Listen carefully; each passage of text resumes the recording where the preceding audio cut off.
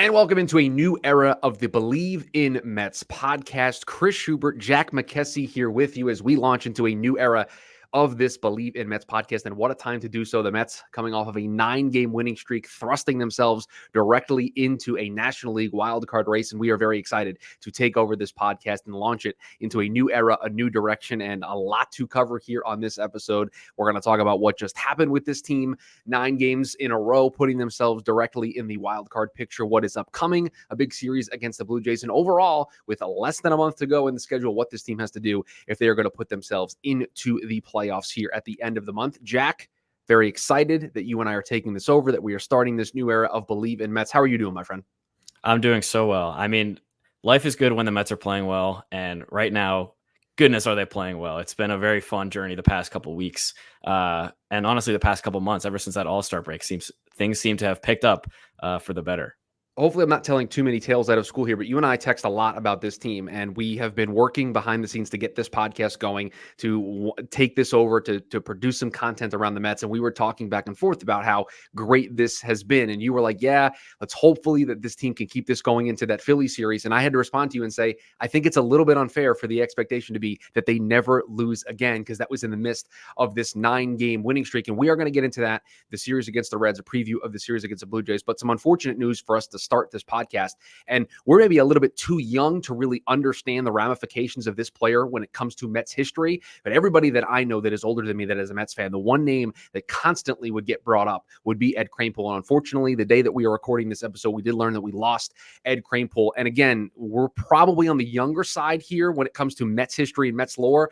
But everybody that I talk to that's an older Mets fan, when they tell the history of the New York Mets and they talk about 1962 and this team becoming an expansion team and entering into Major League Baseball, the one name over and over and over again you hear, Ed Kranepool. The records that he had for this team, the franchise metrics that he set, that David Wright ultimately ended up breaking. Like, Ed Kranepool was the standard bearer of this franchise, started with the team when I think he was like 18. He is, for all intents and purposes, the history of the New York Mets. And it is unfortunate that we lost one of the icons of this team, of this franchise.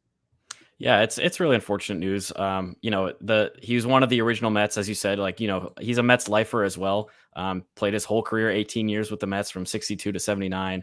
And there aren't that many of those guys left, unfortunately. And it's really sad to see another one pass away. But like you said, he was just a legend for this team. He's a Mets Hall of Famer.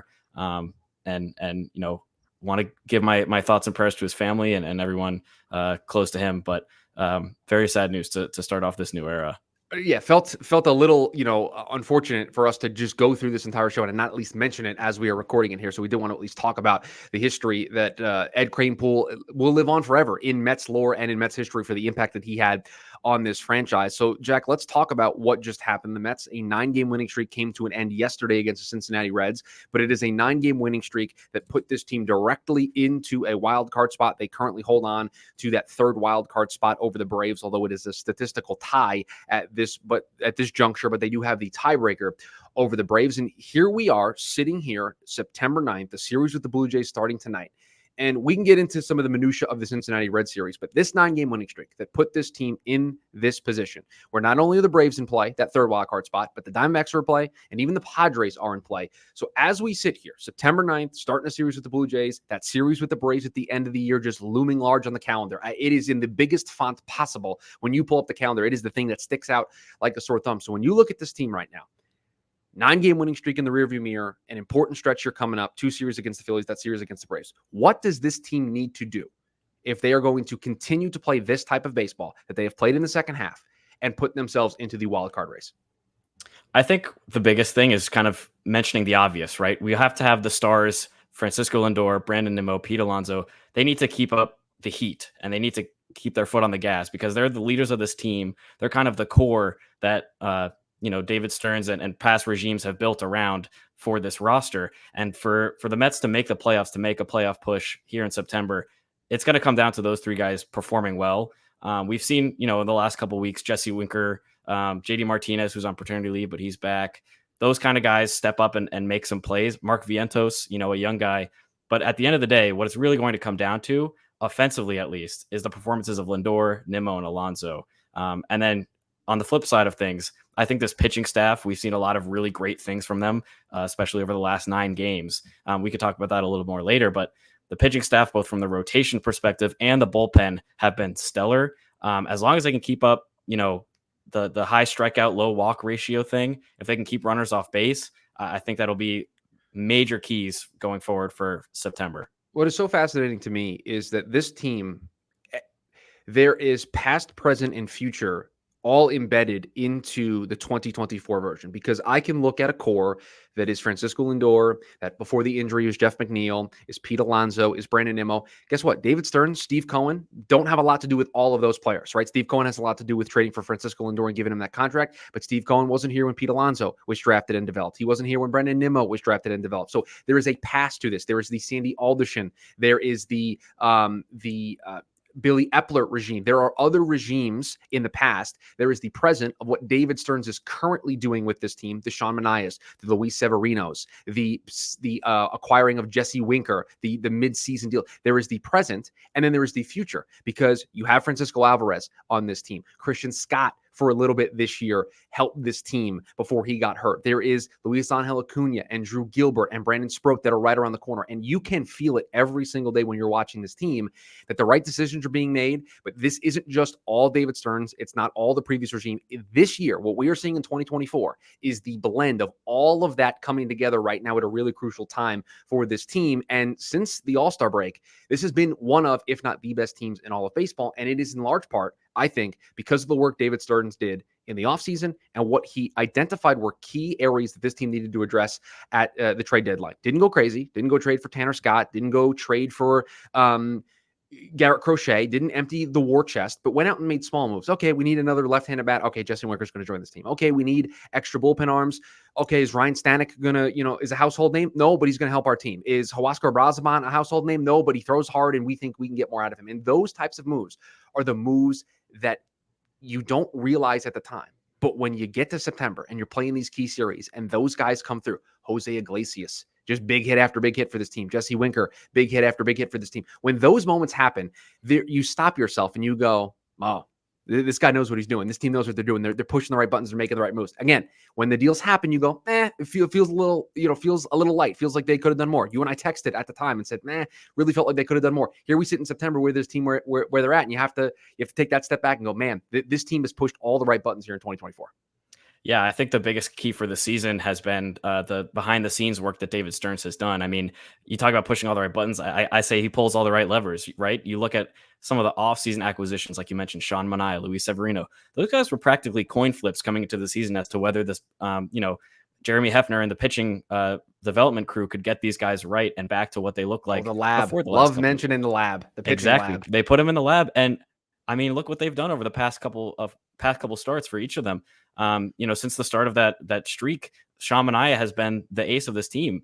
Losing Kodai Senga after his first start was a brutal twist for the Mets. Sure. And to have someone like Sean Manaea step up since the All-Star break, he's looked like a legitimate ace. He has an ERA in the twos since July 24th. You have a guy like Luis Severino who's consistently pitching deep into games. Guys like David Peterson are kind of stepping up. The pitching development cannot go without recognition here because of the work that they've done with some guys that I wasn't totally sure about coming into the season. And now I couldn't see the Mets being where they are right now without them. And when you make those types of moves, and I think Sevy and Sean Manaea are probably the biggest examples of this on the pitching side. But when you make these 1 year, or in Manaea's case, multi-year deal with a player option where he can opt out after 1 year, they're bets in one way or the other, right? It's bet on, okay, we think these guys are going to be really good on a bad team, and we can flip them at the trade deadline and get some pieces back. Or the other end of the coin is these guys are really good and we're really good, and it is a huge benefit to both sides. They help us get where we want to get to in 2024, but they can also cash in here at the end. And I don't know if, listen, Sean Manaea has been brilliant. Sevy has been brilliant. I think they're both great, but no one's going to mistake those two guys and their 2024 seasons for Cy Young candidacies, right? They've been great, but they have not been elite. And so if you were going to tell me going into the year that these were the years that Manaea and Sevy were going to have, I would say, okay, the Mets are probably, hovering around 500, maybe a little bit above 500, but they're not getting super big performance luck. They're not getting super great injury luck. They lost Kodai Senga for basically the entire season. He made one start,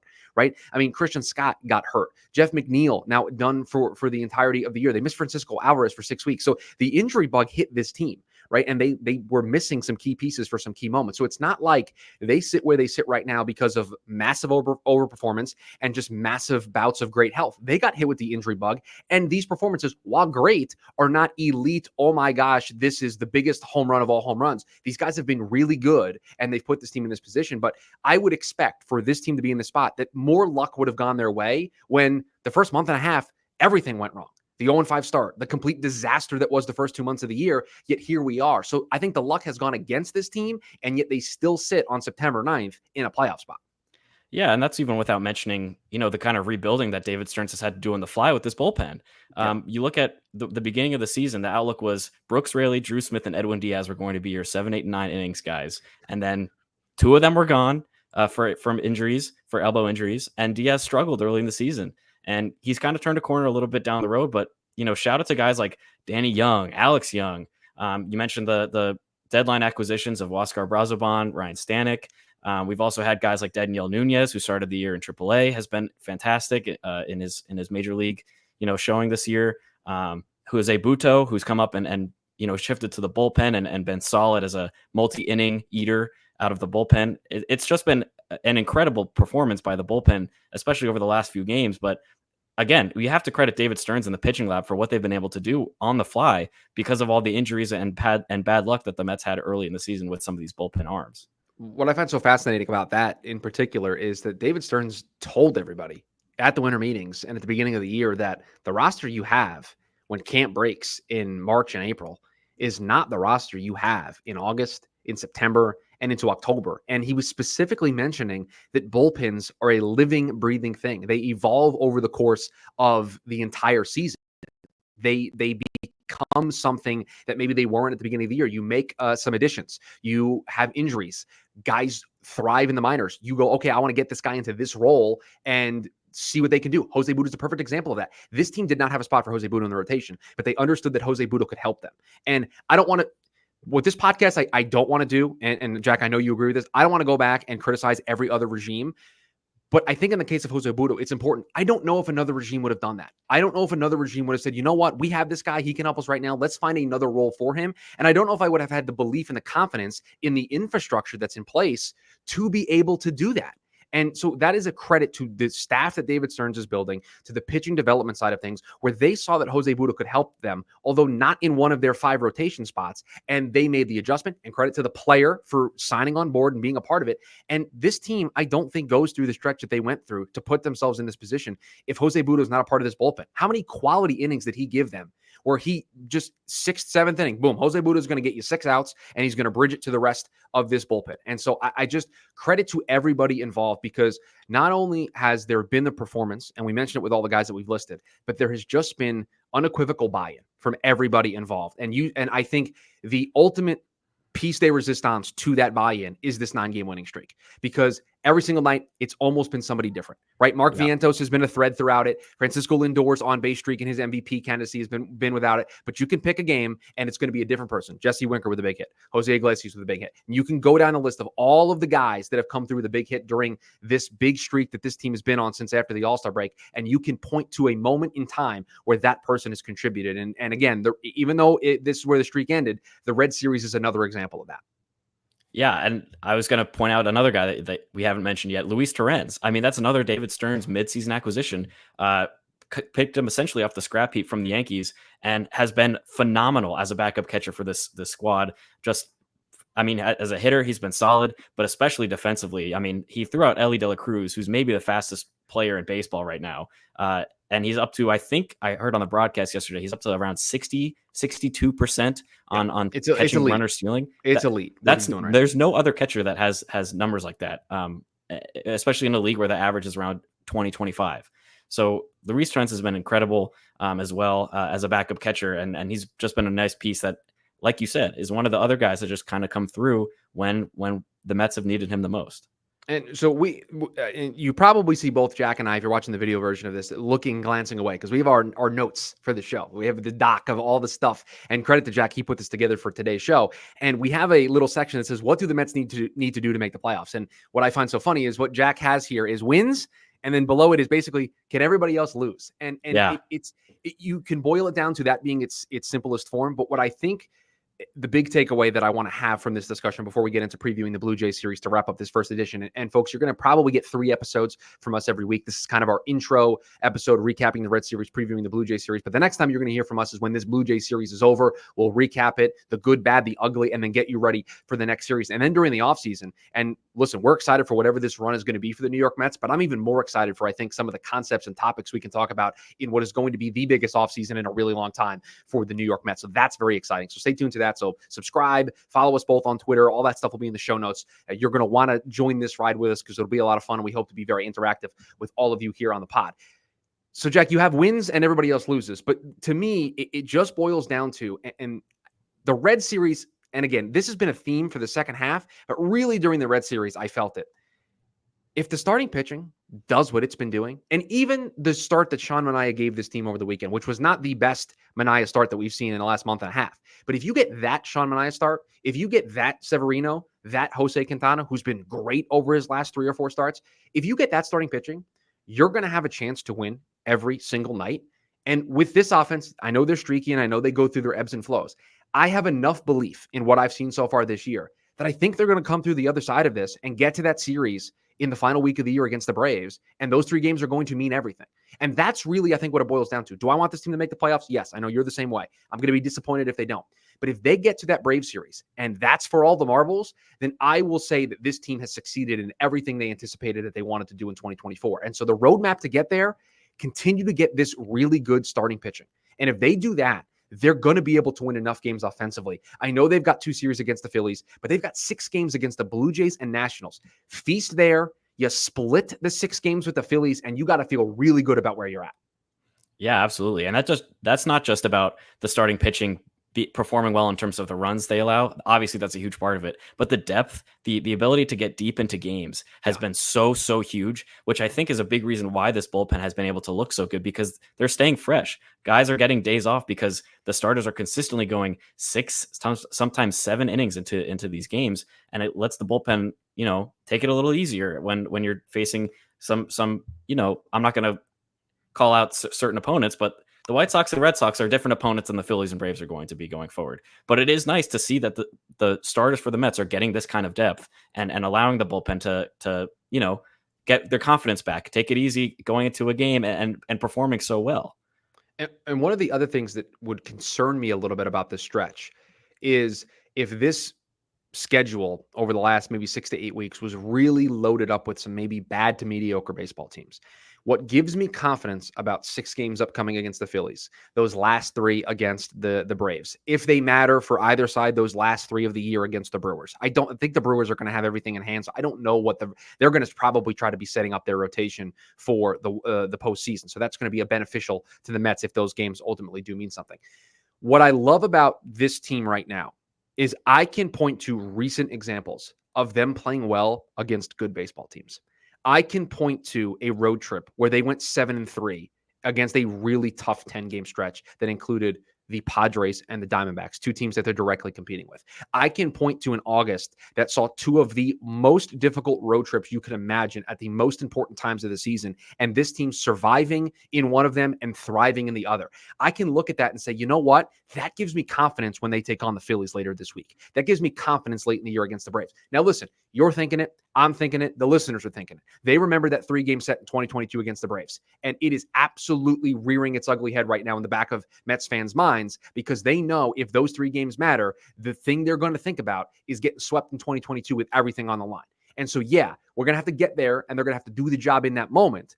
But up until then, this team's battle tested. This team went 0-5 to start the year. This team was 11 games below 500. This team has had the ultimate highs and the lowest of lows. So to me, I don't need to go chapter and verse about the battle scars that this team has gone through. They are mentally tough. They are prepared for a moment like this. Now, it's baseball, Susan. Things are going to happen. It's either going to happen or it's not. They're going to either make the playoffs or they're not. But I Bleav in the character of this team to be able to do it. So maybe we can transition and use that as our segue into a 3 games against the Blue Jays, which, Jack, I think, in my opinion, you got to take 2 out of 3 at a minimum.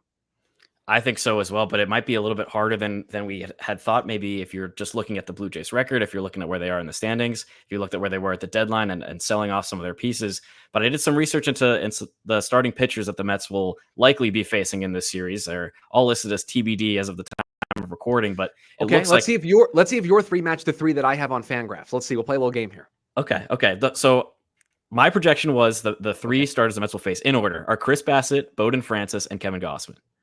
Okay, I have two of those three. So according to Fangraphs, they have it listed as Ryan Burr, Chris Bassett, and Bowden Francis. Okay. So that's the three that Fangraphs has. You are projecting a different three. We'll see. By the time this episode gets released, we'll know who the probable starting pitchers are for both sides tonight. We'll see. But from what I've seen, recently, Chris Bassett, I think, has been the shakiest of the three that I have, at least. Our old friend. Chris Bassett, who shout out to him in that series in Atlanta 2 years ago. That was also rough. But his last start, he went 5 1/3, allowed 3 runs on 10 hits against the Phillies. His ERA is up to 4.30. I think, a key to getting on Chris Bassett, like we saw when he was with the Mets, is kind of jumping on that early, forcing him to get his pitch count up. He's a guy that we've seen get frustrated when he can't put away batters visibly on the mound. So being able to jump on him early will be a big key for at least, the first game or whenever they end up facing him. Yeah, and you feel really good about looking at the starting probables for the Mets and David Peterson, and you're kind of sitting back and hoping that this David Peterson stays throughout the rest of the year. But Jack, I don't know if you're like me. There's part of me that watches these games with one hand covering my face because I'm like, when's the David Peterson of old going to show up in the worst spot possible? But when you have a long enough sample size like this, I'm going to believe in the version that you are right now because it is consistent. What he's doing start to start is the same approach, and he's executing it well.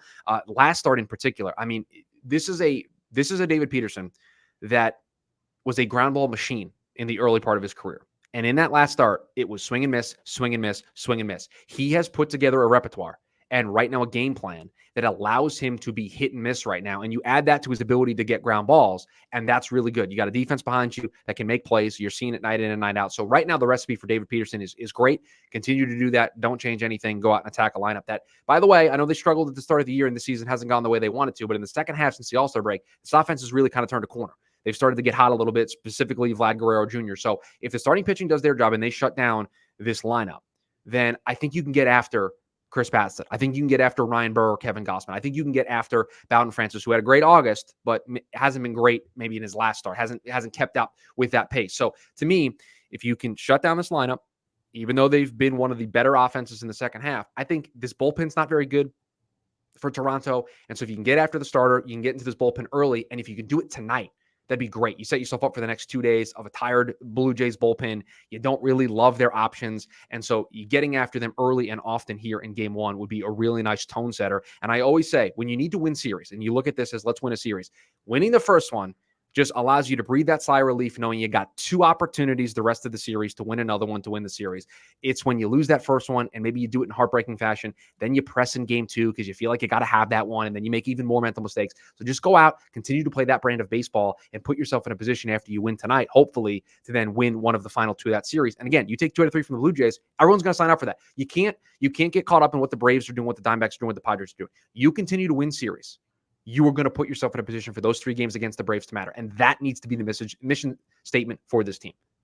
Yeah, absolutely. And you talked about, for at least tonight against the Blue Jays, as in Monday, the first game of the series, it's going to be getting to that bullpen early. But the same has to be true as an inverse for the Mets with Tyler McGill tonight. Last time out, he only went 4 innings, 4+, and struggled a little bit to get depth. I think that's going to be really key for the Mets tonight or for McGill specifically, is to get a little bit deeper into the game, because we've seen recently that guys like David Peterson and Sean Manaea, they're going to get deeper, but if they're transitioning to a tired bullpen, if they're handing the ball over to a tired bullpen in the games 2 and 3 of the series, that might make things a little bit harder for a team that really, like you said, needs to come out of this series with at least 2 wins. And last thought on this here as we wrap up this edition, one thing we have learned, and I think it got a lot of play in this Red Series because of the way Carlos Mendoza managed it, but you saw on Saturday that even in a 4-0 game, he went to Edwin Diaz because he got Edwin Diaz up. He just was not going to sit him back down. He wants to build that confidence. He wants to use his, elite reliever once he has him up there throwing, because Carlos Mendoza understands, I got to win the game in front of me. I'll worry about tomorrow. I got to win today. And so I think even if the Mets, rally and put up a bunch of numbers late, if Edwin Diaz is up ready to throw, he is going to go to his best guys in this spot and worry about tomorrow because he knows every single one of these wins is uber important at this stage. So I love a manager who's not going to get caught up in the moment and understands I got to win today, September 9th, and I'll worry about September 10th tomorrow on September 10th. I love that in a manager, especially at this stage of the year. And again, even though he's a rookie manager, this dude's been battle tested this year. This dude has gone through everything you can go through as a manager, as a rookie manager in New York. You start 0-5. As a guy who was across town in the Yankees, you come over, you start 0-5, you're 11 games below 500. Nobody thought it was going to be that bad. And then to turn things around and be the same even keel approach every single day. So that dude, he knows what buttons to push. He's done everything right. And so that's a guy that you have trust in this spot. So it'll be really interesting to see how they handle it tonight. I have no worries about them pulling the gas off the gas pedal against the Toronto Blue Jays team. They are going to understand the challenge. They're going to meet the moment. And I'm super excited to, fun in games during a 9-game winning streak and, getting it to 10. And I get that. But it's nice to kind of wipe that clean, start a new one here, and get after it here for this big stretch down the rest of September. Yeah, I think the biggest key for this team consistently, and we've seen it all year, has been focus on what you can control, focus on getting the win, focus on today, not tomorrow. You mentioned Mendoza being battle tested in his first season as a manager. We touched on it a little bit about the team 2 years ago, a very hot team coming into September and then kind of struggling down the stretch, especially against Atlanta. But this is a team that, unlike in 2022, where they were ripping off series wins back to back to start the season, they started 0-5. They had a lot of trouble throughout the season. They figured out how to overcome adversity. This is not a team that's ridden by easily throughout the course of the season. This is not a team that's ridden in first place and slowly seen that lead dwindle. This is a team that's battled back and made a push for a playoff spot right now. And so I have full confidence in Carlos Mendoza, in the lineup, in the pitching staff, to be able to get things done and focus on what they need to focus on, control what they can control. Yeah, it has been an absolutely fun ride, and it's a ride that I think is going to continue here for the remainder of the month. But that's going to do it for us here on the first edition of this new era of Bleav in Mets. We appreciate you joining us here along on this journey. Like we mentioned, we're going to try to be here 3 times a week, and specifically now during the season, you're definitely going to get an episode from us at the end of every series. We'll try to sneak another one in here during the week, and then during the offseason, we're hoping to give you a ton of content previewing what's going to be a very important offseason for the New York Mets. Social accounts where you can follow us, how you can get in touch with us, how you can follow the show. All of that's going to be in the show notes. If you're listening to this feed in the podcast feed and you are not subscribed, do us a favor, subscribe to the podcast feed. It helps us out a ton. But that's going to do it for us here on this edition of the show. We are back following the conclusion of this series against the Blue Jays. And as always, let's go Mets. Let's go Mets.